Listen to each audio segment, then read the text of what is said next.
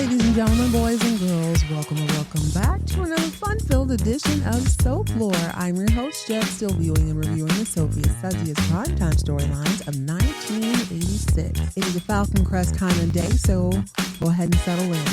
Whether you're new to this or true to this, sit back and enjoy. Tell those kids it's time to play outside or out of sight. Tell babe no questions, suggestions, or concerns for the next 25 to 45 minutes. Everyone else in earshot, you can be cool, quiet, or all the way kicked out, baby, because we are watching our stories. Ladies and gentlemen, boys and girls, this is Soap Lore.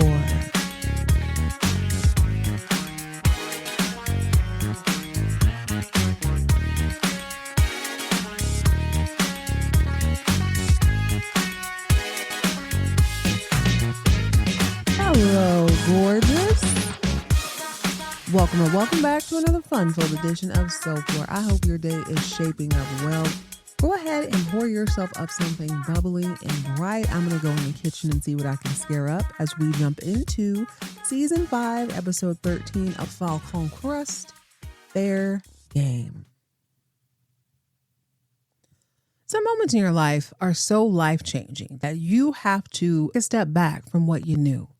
You do a complete 180. Pastor Panty Droppers has had a life-changing moment. I suspect it was in the bottom of that swamp, but in all fairness, he's had a couple life-changing moments. Number one, he found out that the gentle old lady who looked like little orphan Annie with a whole lot of money was his grandmother. He found out that his mother had gone on some sort of killing spree or attempted killing spree, ended up in jail, ended up in a sanatorium, ended up on the run, ended up in a nun costume, ended up blued up, only not blued up because she crawled through a crawl space. Now she's back in a nun's habitat without the garb. Found that out about his mother. Found out that his real daddy was was a full-on pedo who was banging a 16-year-old girl and messed around and woke up dead when his wife set the house on fire. He woke up one day and had a grandmother, an insane mother, a brother, a sister, and another brother. It's a lot to take in. All of that information was powerful and palpable, and instead of running from it, what did he do? He ran through it. Let me get to know these people more. Let me dig deep. Let me cling to my faith a little bit more. So you can imagine my surprise, or not so much, when the one thing that could turn this man away from his faith, his profession, he just knew, I'm a priest through and through. I'm going to love these people through it. I'm going to counsel them through it. I'm going to be a good representation of forgiveness and faith and all that jazz. I'm going to love my sister. I'm going to love my brothers. I'm going to love my grandmother. Until he happened upon the baddest baddie in all of Tuscany Valley. Some might say the West Coast. Her and Abby are neck and neck to me at this point. Until he happened upon Melissa, bad girl, jailbird, Agretti Compson Ep13. A woman so bad that the local priest, Bobby, couldn't handle her. He said, young buck, I'm going to pass her off to you. And baby, the woman whose father was murdered by his mother has become his lover, I suspect. Now, I can't confirm what happened in that swampy pool, but a man with no draws stands no chance when bad girl Melly Mel is on the prowl, okay? She leapt into the water with her clothes. Now, I don't know what happened, but whatever happened was life-changing. He was baptized by something. Amen. He emerged from the water, completely convinced that, you know what? I feel like I've done a lot of forgiving in my life. All this priest stuff has been fantastic, but I think I'm going to take a break for a minute. I'm going to quit. Last episode, he tried to pass off his resignation letter, but Father Bobby was like, absolutely not. I get to take naps and vacations now. Young man, why don't you take a break? Let me handle the paperwork. Just give it a beat. You still love the Lord? Yeah, I love the Lord. Okay, well, cool. Just take a beat. Give yourself a couple weeks and we'll revisit this at a later date and time, okay? At the top of this episode, Pastor Panty Dropper stops by Falcon Crest in a suit with no tie, which seems very fitting to me for a man who's been wearing the cloth all this time in that collar. He's like, let me just not put anything around my neck. People might get the wrong idea. Let me go loosey-goosey about the collarbone. Shows up at Falcon Crest and he gets right to it. He says, grandmother, I need a place to stay. I'd like to stay here at Falcon Crest. I'm on a leave of absence. Angela is scandalized. What do you mean you're on a leave of absence? Absence from what? Leaving where? He says, priesthood, I need a little break. Does Father Bobby know this? Father Bobby's the one who told me to take the break. She's like, I'll be damned. Why? What about your vows? He says, I took those vows because I thought I was an orphan. I didn't realize I had a whole family and a possible other life on the West Coast. I need a moment to process that. She's like, I cannot believe you would abandon your vows. And he's like, because you lied to me. I didn't know who I was. And she's like, don't you go blaming me for you believing my lies. That's on you. Isn't that a typical old woman? You're the one who believed me. Didn't anybody tell you to believe me? That's you. All I did was lie. You're the one who ran with it. Mind you, the boy was an infant and a child in an orphanage. Yeah. She's like, my lying to you and deceiving you and hiding you away and keeping you away from your whole family and lying about your mama and funding you. What's that got to do with anything? You better get back down to that church. And he's like, fine. If you don't want me here, then I'm out. I don't want to stay here anyway because you're probably going to be all up in my business. She's like, okay, wait. I'm sorry, baby. I'm under a lot of stress too. I'll tell Chow Lee to fix up one of the guest rooms. Mi casa, su casa. He's like, great. But while I'm here, I need you to be a little more hands off, Grandma. Now, right about this time, Lance comes strutting in looking like a whole snack. Ladies and gentlemen, boys and girls, I have to reiterate that Falcon Crest, possibly because they had a little more time to get it together, has picked out the baddest male baddies in primetime television, circa 1985. If I'm wrong, and I kind of hope I am, I want you, Soap Fiends, to recommend some other shows to me, okay? If there's anybody badder than Chase Giaberti, which there's not, so let's just move on from that, Lance Compson, Pastor Panty Droppers, I'll even throw in Cole. Let me know what show was serving male baddie better than these guys. Lance walks in. He hears a little bit. Angela tells him to go mind his business. It's none of his business. But Pastor Panty Droppers is a generous gentleman. He says, yes, it is. It's his business. He's family. I'm leaving the cloth for a minute. I'm taking a sabbatical. And Lance was like, oh my God, it's about time. It was the vow of poverty, right?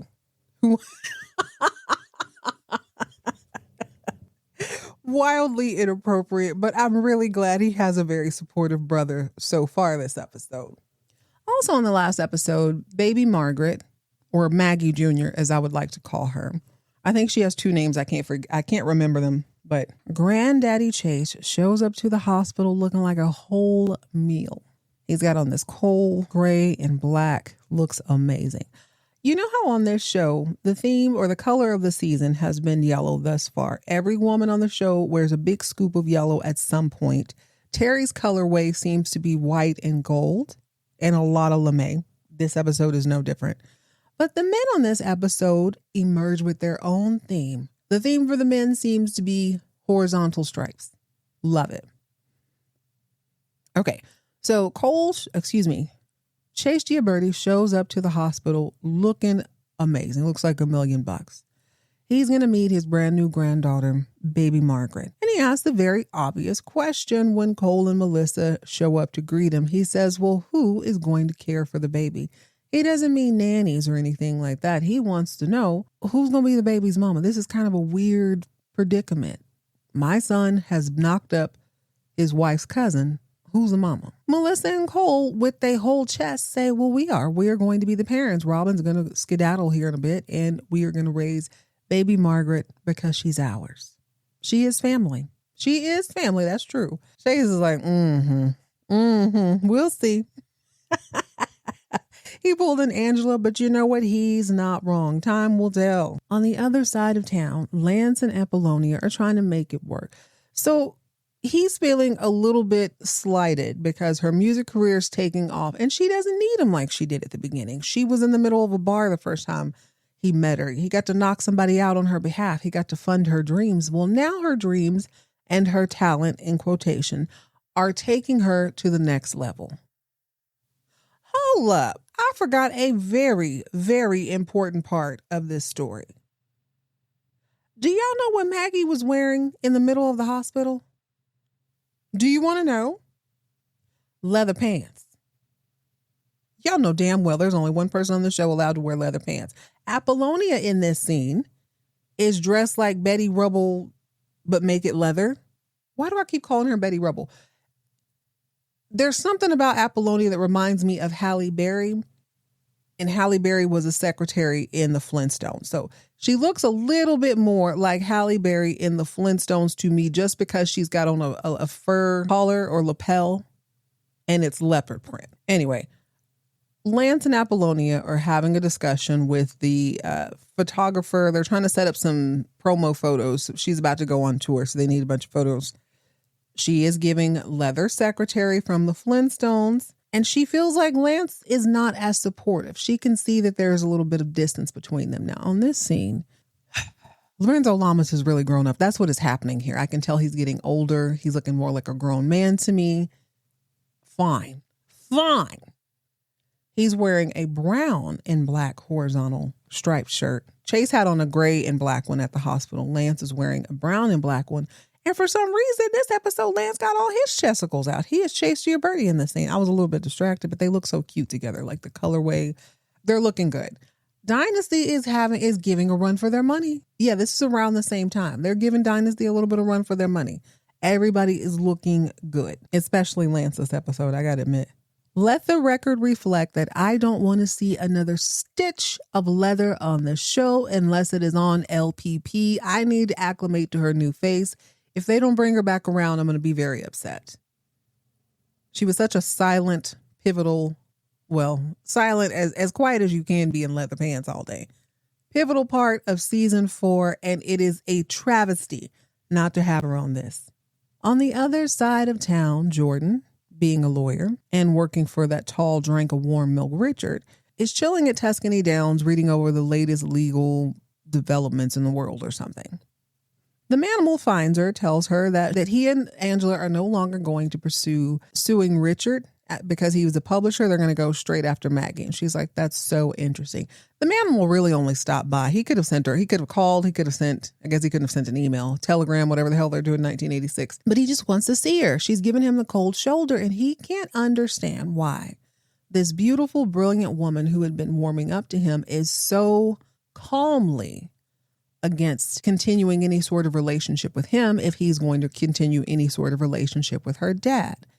It is very important to note that he is clocking. I don't know why. I mean, I don't know what the big secret is. I have my hunches. I've already expressed that, but it's important to remember that he is noticing who Jordan is, how she behaves, and he finds this to be unusual. I think he's even more uncomfortable that she's so calm about it. She's so resolute. She's not screaming. She's not carrying on. She's not giving any ultimatum. She's just basically saying, this is what it is.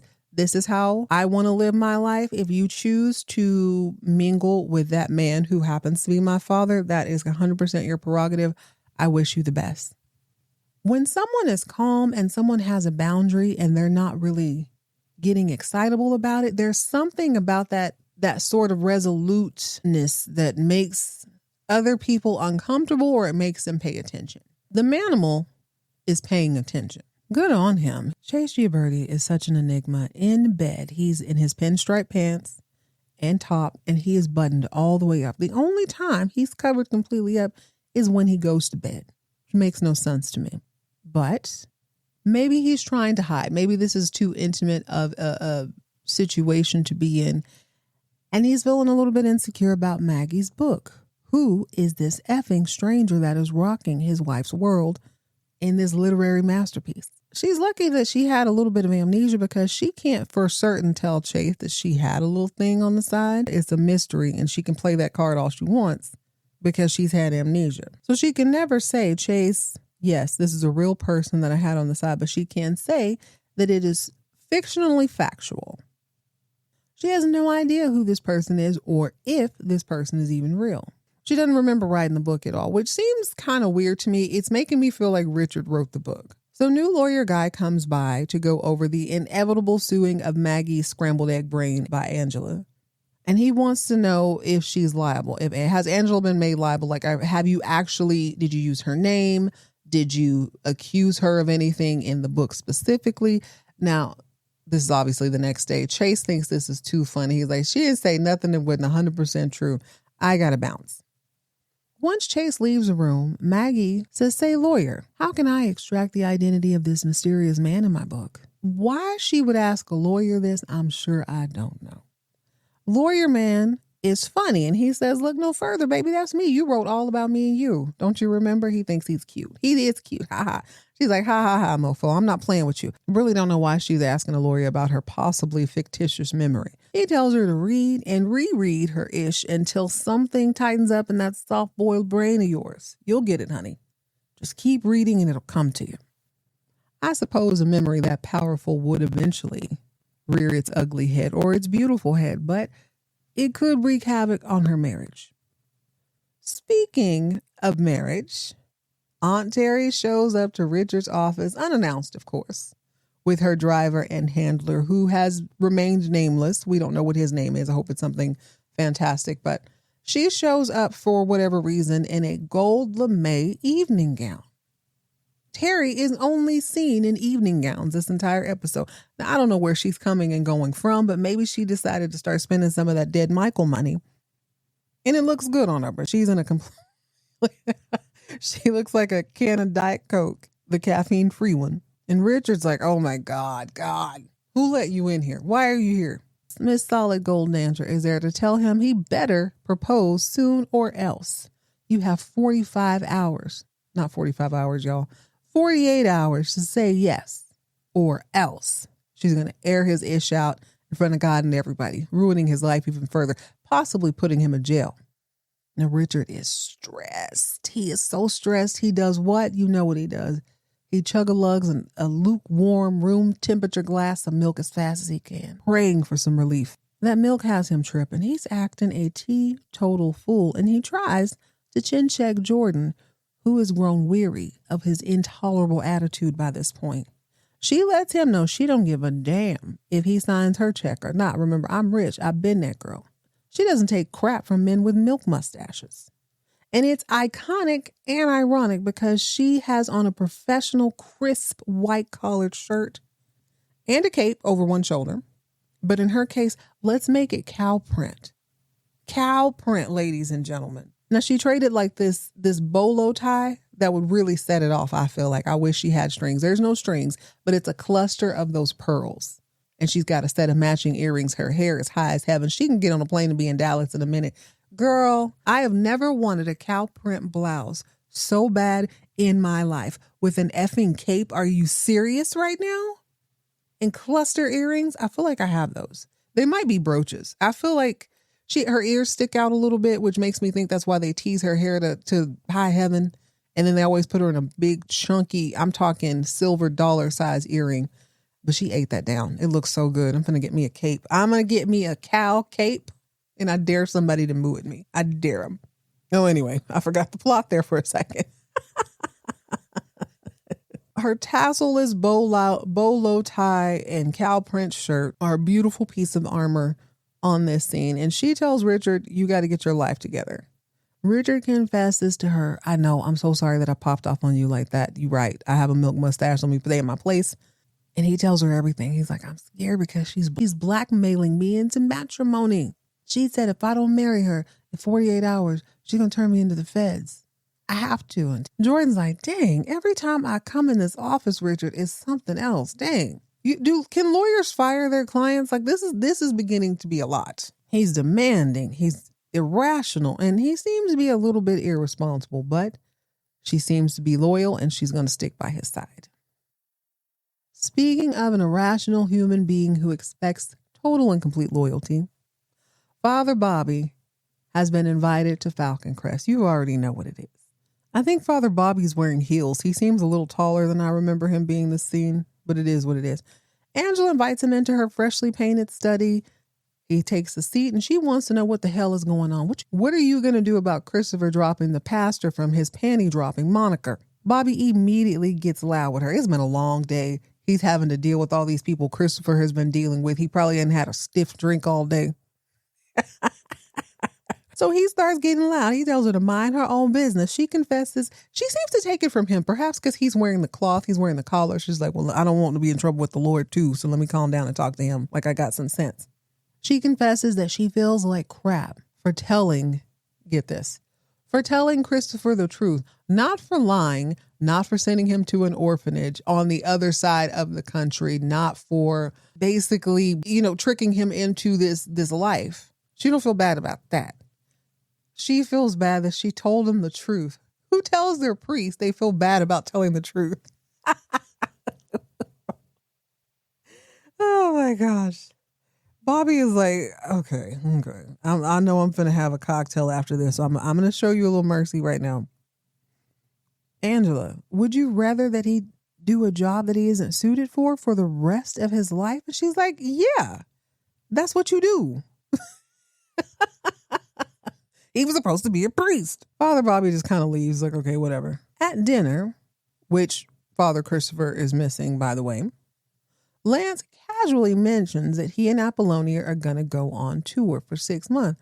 Angela says, a tour of what? Apollonia's like, the world, Abby. Angela looks at Lance and says, you better tour your ass around these grapes on this property. What you mean tour? How does she get she's touring what? Singing who? I know you lying. You better get out there and pick them grapes. Stop playing with me. This is the family business. Heavy on the family. I ain't picking that. You better, Lance, snap out of it. Emma's there and she casually mentions that with Christopher around, there's absolutely no reason why Lance can't go on tour. You can just show Christopher the ropes. As she's saying it, it clicks. She's like, oh crap, wait, hold on. This is going to get messy. Angela looks at her like she just invented lightning or something. Angela's like, yeah, that's right. I forgot. We got a whole new Falcon Crest. What did I just say? A whole new heir to Falcon Crest. Lance is not feeling this. He's like, wow, okay. Angela continues to talk. She's like, yeah, Christopher has a work ethic and hell, he might even take over one day. Lance hears this. It's like a douse of cold water on his dreams. He's like, damn, Apollonia do be caterwauling. I don't know if I want to be on 180 days worth of that. I don't even know if that's math is proper. Is 180 days? That can't be 6 months, right? That's like 4 months. No. Hold on, guys. Okay, yeah. 182 and a half days is 6 months. I don't know how that works. 182.5. Anyway, he is having second thoughts. He ain't really feeling it like that. So a little later on, he is chilling on the couch, got his feet all up on this stark white couch when in walks Christopher. Wait, I forgot the most important part of this episode. Seriously.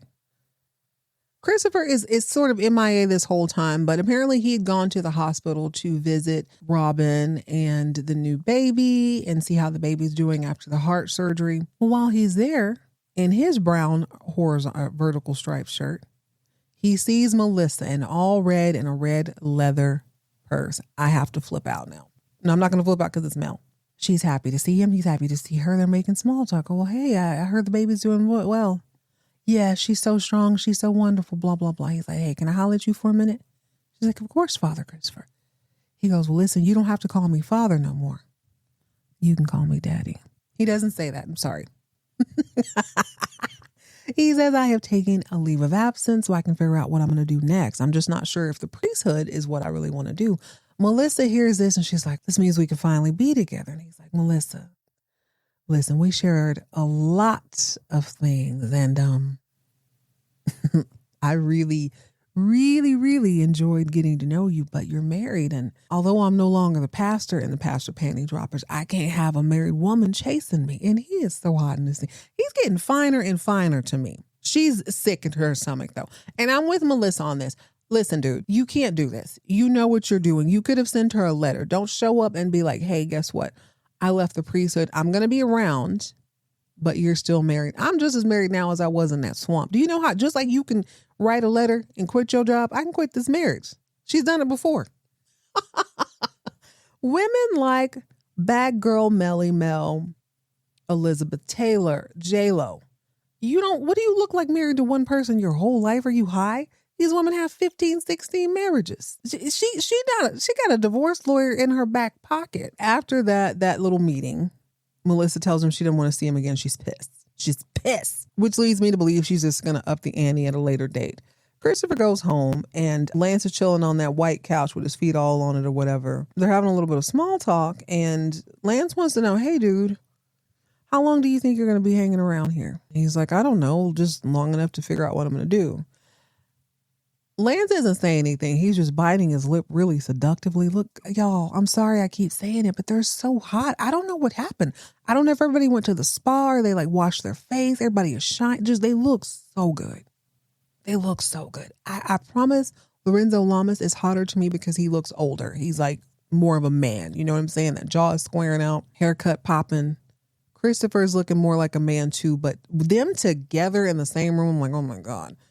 Christopher quickly picks up on the fact that Lance is a little bit uncomfortable with him being there. Not mad per se, not jealous, but just like uncomfortable. Chris looks at him and is like, I understand that you've been an only child all this time and you probably don't want to share things with a new person. And Lance says something like, I'm not, or you don't want to give that up to someone new. Lance is like, I don't give up or I don't share. Something to that effect. But there's no animosity. But Christopher also didn't back down. Seems like there's an invisible line that has just been drawn. It's still friendly. It's still cute. But there's definitely something there. So Emma drops by the castle that Maggie and Chase live in, and she and Maggie are just chittering about the book. And Maggie's like, girl, how did you read my whole book? Emma tells her, my mom's suing you. So of course she managed to get her hands on the manuscript. I just stole it one night and read it cover to cover. Girl, I love it. Who is this mystery man? He's so seductive. He's so sexy. And Maggie's like, I really don't know. He is truly a mystery to me. Emma says, well, don't you think it's funny that she's just dropping all these gems all episode long, by the way. She's like, well, Emma's like, wasn't that funny? Like, you've always had Chase. I found Dwayne and he's bringing all the joy to my life. He's making all my dreams come true. He's making me realize the dreams I didn't even know I had. He's also making me forget other stuff. But you've always had that with Chase. Isn't it so funny? Like, you don't even need a mystery man. You've got Chase. It clicks for Maggie. She's like, oh my God. Oh my God, you're right. She jumps up. She gets on the phone, makes an anonymous phone call to God knows who. Meanwhile, back at Falcon Crest, Angela offers to hold a little campaign party. She goes, I'll throw a party for your little campaign. When a woman in my culture, if someone says for your little this, for your little that, it means they don't really think you're going to do much with it. Now, sometimes it can be, oh, girl, your little car is cute. It doesn't mean anything sometimes. But in this context, I think she's not super excited, but she's definitely not hating. I'm like, I'll throw you a little party over here if you want. Greg is feeling froggy this episode, so he decides he's going to jump. He asks Jordan's dad, we're doing all this campaigning. You are heavily out in the public. Don't you think it's kind of weird that your daughter doesn't want to be a part of that? The manimal has already told Jordan's dad that he and her had a little thing going on. They're not really seeing each other anymore. So I think the dad is a little bit suspicious that maybe Greg knows more than he is letting on, because his body language and everything in this episode, the manimals that is totally different. Jordan's dad tells the manimal that it's really none of his business. You don't really need to worry about why me and my daughter do or don't get along. The manimal, being a lawyer, says, not so. You are a public figure. Your public life is out for everyone to see. People are going to be a little suspicious if your daughter is not supporting you. Angela's like, yeah, wait a minute. Manimal's starting to make a little sense. I'm with you when you're right. Do tell, Mr. Senator, why is your daughter not a fan of you? He's like, if you must know. When Jordan graduated from law school, she got mad at me because I didn't want to hire her for my firm. I wanted her to earn her own keep. She threw a fit. She barely talks to me since then. I don't know if Angela believes it. I doubt it. I'm sure she's smelling that's kind of foul. But Greg immediately is like, wow, I don't really see Jordan being the type of person you need to coddle. I agree with him. I don't see that at all. She's very strong and she has yet to throw a fit over anything. Now, granted, people are different in their youth, but she does not strike me as that. She strikes me as a very poised woman. And plus, Greg has spent a lot of time with her one-on-one. He ain't buying this for 1 second. So this whole conversation has made him even more suspicious of her dad. Meanwhile, on the other side of town, Richard has gotten word about Jordan's dad running for governor and the manimal running for that. And he knows that Angela has her hands in both their pockets and he don't like that. He don't like all this canoodling with a potential politician. He immediately puts a plan in place to ruin this campaign. He tells Jordan, I'm about to blow up your daddy's whole spot. Are you in or you out? She's like, you like it? I love it. He's shocked. He's like, you're not upset that I'm going to ruin your dad's campaign? She's like, honey, you do whatever you want to do. I'm down. Count me in. He's like, well, damn. She's definitely cool with watching this ish burn to the ground. Before the conversation can be explored anymore, this random girl comes bursting into Richard's office. She is hollering. She's crying. She's saying that her husband just went full on MMA on her, beat her down because she tried to leave him. She's like, I tried to do what you told me, Jordan, and he beat me. Richard's like, wait, what? Who is this? What's going on? Jordan looks over her shoulder and says, I'm taking a lunch, Richard. I'll be back. She leaves. And the random secretary is standing in the middle of the room like, wow, what was that about? Richard says, I don't know, and I don't like not knowing. Richard and the secretary we've never seen before are left perplexed. Okay, just real briefly. The sheriff stops by Chase's place to let him know there better not be any funny business. Yeah, the mealy malls were created in a lab and dropped off into his orchard or field or whatever you call it, vineyard.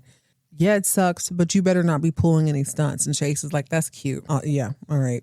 Got it. Angela Channing, despite almost being a bride to a man she wasn't really feeling, still feels a way about him leaving her, but also that is no excuse to curl up in a ball in bed and not be the baddie that she was born to be. Instead of getting upset, instead of crying and losing her power, she decides to do what she does best, and that is dirt. Dirt sometimes means you need to be a little bit better at research than the average person, and thankfully she is. Angela is a due diligence icon. She has collected all of Peter's business affairs and searched through them thoroughly with a fine-tooth comb. What she discovers is that he had added her to several of his personal businesses, and he'd moved his daughter's name completely off all of those businesses. Angela's like, I'm saying something isn't right. She brings it to the manimal. He looks over and he's like, that's really weird. She's like, yeah, I do think that's really weird. I'm in, the daughter's out. He disappears before we can be married. And she also notices that there was one piece of paper that was supposed to be filed a couple weeks back, but it never happened. Something ain't right. All I'm saying is there may or may not be some foul play. The manimal's like, are you sure? You sure he didn't just leave you? She's like, I mean, this don't really make sense to me that he would really give me my land back. He'd give me most of his businesses and then bounce. That don't make sense to me. Oh, these little girls. Can't contend with a woman with a short, just for me perm now. She's straightened it out. But does that stop Terry? No. Terry stops by in yet another evening gown, elbow-length gloves. Angela looks at her like, Heifer, are you in a pageant or something? Why are you floating around my house looking all weird and whatnot? And she is. Terry is totally spinning around this whole, not the whole time, but making a show of wearing the dress. She just wants to stop by and make an unofficial announcement. It's a red dress. I don't know if I mentioned that. Red dress, asymmetrical red gloves, fabulous satin scarf or whatever, satin shawl. She makes an unofficial announcement that she is about to become Mrs. Richard Channing. And she wants to thank Angela for opening up that position at her at Tuscany Downs. I really appreciate you pushing me into Richard's arm. I think it's going to pay even more for me. It's going to pay dividends. Thank you, boo. And Angela's like, oh my God. This rubs Angela the wrong way. So she does what any rational, not spoiled woman would do. She shows up to Richard's place unannounced to confront him about marrying a Pop-Tart. Burst in and she's like, hey, guess who came by my house today? Your little wife came by. He's like, man, I don't know that girl. She ain't my wife. And she says, you know, Mrs. Richard Channing was a high-priced hooker. She used to turn tricks. You know that, right? She was a hoe. Richard says, aren't we all whores? Some of us do it in kind of an obvious way. Who am I to judge her for being a whore? I'm like, okay, Richard, that's very progressive of you. I kind of think he's into it. If I'm being perfectly clear, I'm perfectly honest here. I think he's like, I can work with that. Angela leaves because she did not get the reaction she wanted. And this is the first time Jordan is hearing about Terry being a hooker. She's like, oh my God, dude, I thought you were more noble than that. I thought you cared about marriage in this way. I'm like, girl, when did we ever hear this? This is the first time I'm ever hearing about this. Because this man was about to marry Cassandra just to be petty. So yeah, he's super serious about relationships. That tracks. Richard tells Tim not to worry her pretty little 6-inch high on head. Don't worry about that. I'm going to make sure that this marriage is painfully short. I assure you of that. Okay, we got a little bit of just bit players we need to go ahead and get rid of. Apollonia is heartbroken in her Elvira gown as she comes downstairs to show Lance what she's going to wear on tour, and he has to drop the bomb on her. He wants to delay, if not completely just break out of their contract and not go on the tour. And she's like, no, we have to. He's like, baby, there will be other tours. She goes, no, I want this one. I want you on it with me. I want to go. He lays it out. He's like, I can't really do that. Christopher has moved in and he's jeopardized my heirhood. Mr. Lock, Stock, and Bible is here to take over the throne. Apollonia says you being petty, you being a jealous little baby, and you only want what you can't have. You weren't worried about being the heir. Matter of fact, I'm going to have to agree with her. He blew up his whole spot. He bought that radio station. He sold the Globe to Richard. She was never going to leave you Falcon Crest after that. But now that Christopher's there's a little bit of competition. I kind of see his point. He's never actually had to battle another male heir. And you know that's what she wants. She was ready to, Angela was ready to give everything to baby Joseph. So he's got an actual threat he's got to work on now. That sucks. But he looks hot doing it. And apparently he wants to stick around to make sure everything is not everything.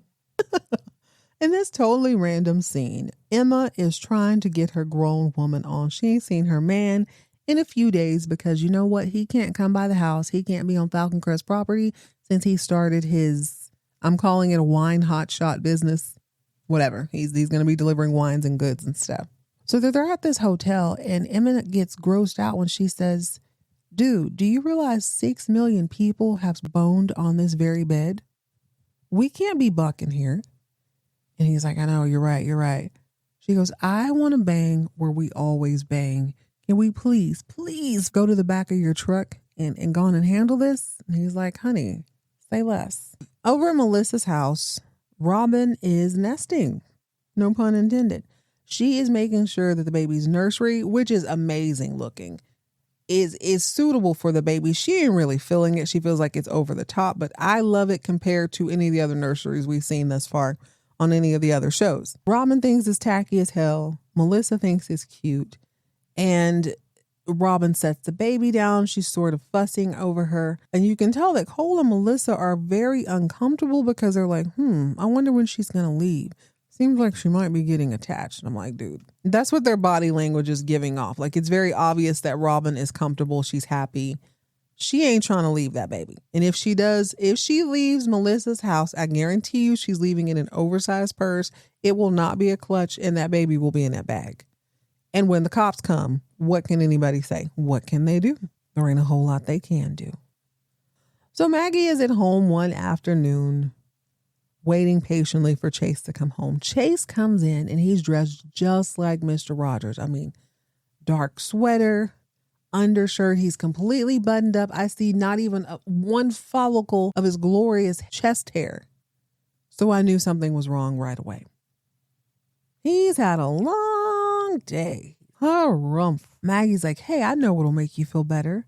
Why don't you read the rewritten version of my last chapter? And he's like, I ain't reading that crap. She's like, no. You'll really like this one. This one reveals the identity of the stranger.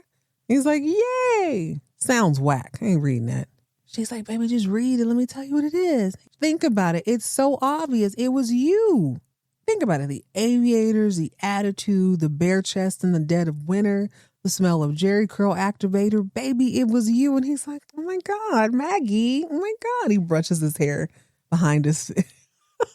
He's like, hey, you wrote me. I'm your mysterious stranger. You're my mysterious stranger, baby. I'm your mysterious stranger. Before they can get into, they're about trying to get something popping. Maggie had bought champagne and all that. She's really trying to set the mood. Guess who shows up again? The ghost of Florida past herself, Miss Terry, burst in once again. She's interrupting in yet another gown. She drops by to mess up the vibe and announce that she is going to have a wedding in about 1 week. I'm marrying Richard, y'all. End scene. Absolutely fantastic episode of Falcon Crest. There was a whole lot going on. I am most excited, of course, to see if Terry and Richard actually go through with this. I really need Cassandra to pop back up. I need LPP to pop back up. I need to see what Robin's fixing to do too, though. Robin's heavy on my mind, probably because it was like one of the next to last scenes. Robin is not leaving that baby. I'm going to tell y'all that now. But is Melissa going to let her leave? I feel like Melissa will put her in a body bag before she lets her walk off. The only little twist of this I can see coming would be if Father Christopher somehow gets in there and works that magic. I don't think Melissa would give up another baby, though. I mean, even though that's not her, it is her flesh and blood because it's her cousin. But even though she didn't give birth, I think it'd be really hard for her to leave another kid at this point. Come on, Falcon Crest. Also, I'm trying to figure out when they're going to work in the Maggie and Richard angle. That was my first thought. When Terry burst in to announce that she was marrying Richard, I thought, oh crap, what is Maggie going to think? What is Maggie going to do? Also, I'm ready to get to the bottom of this Jordan and her father thing. The clues are pointing to definitely an abusive relationship of some sort. Maybe he used to smack her around. I didn't really think about that until the random woman came running in. It would explain why she's such an advocate for battered women or women who need to run away. But I really do think he either beat her or he allowed someone to take advantage of her and did nothing. Because she said, well, you committed the perfect crime. I don't really know what that means. She said that on the last episode. All right, guys. Oh, well, we're going to find out together on the next one. Remember, if you have any tidbits, you have any opinions on the show, or if you can name a hotter cast of primetime men circa 1980 through 1990, let me know. You can send me a text if you're listening on your mobile device. There is a link in the show notes. Send me a text. You can also send me a voicemail. Send me a couple because they are kind of short. If you have a lot to say or you want to include pictures or just chat a little bit more, send your girl an email. You can reach me at soaplorepodcast@gmail.com.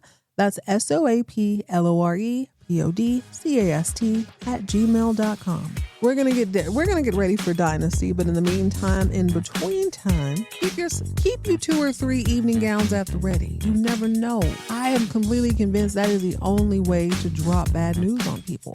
Elbow length gloves, evening gown, or the very, very deep tea. Stay hydrated, stay moisturized, mind your own business, and keep all of your drama on TV.